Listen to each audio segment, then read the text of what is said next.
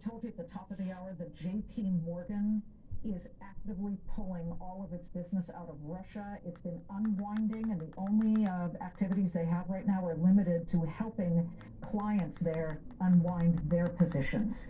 This, of course, as more and more businesses pull out of Russia. In fact, just today, this afternoon, we got some headlines here. So Disney had already said, we are not going to have any feature films there. Now they're raising the stakes, just announcing that they will pause all content and product licensing, Disney Cruise Line activities, distribution of its Nat Geo magazine, and transmission of local content and linear channels. And yes, the Mouse House had earlier, a couple of days ago, said it would suspend all theatrical releases in Russia going forward. Disney joins Goldman Sachs, which became this morning the first major Wall Street bank to announce it will shutter operations in Russia. Western Union, Warner Music Group, Sony, and Stellantis also stomping down on Russian business there, and that's just today. These companies are the latest on the extensive list of names walking away from Russia, giving it the cold shoulder in protest of the invasion of Ukraine.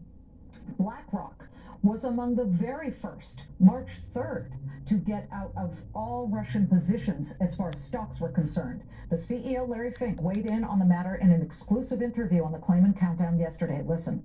When you see how many American companies who've walked away from their business in Russia. Yeah. They did it because their employees were talking to them, their clients were talking to them. That's a great example of how we modify our behaviors. And this is the adaptability of American capitalism. 10 years ago, that would not have happened. And look at the success. We have an economic war against Russia right now. And it's much more complete than just governmental sanctions. Governments did not call people up and say, stop doing business in Russia.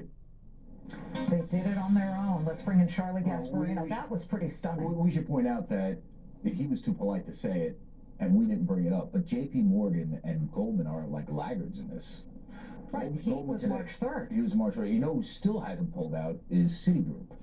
So there are still businesses that are there. And, well, if you go to Moscow, Citi has branches there. I know that. They're very embedded in the Russian economies. I don't know how they can pull out that fast.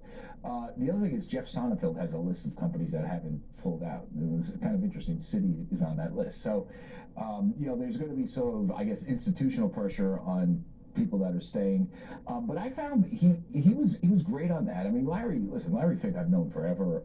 He's at the center of global finance. There's nobody more plugged in than him.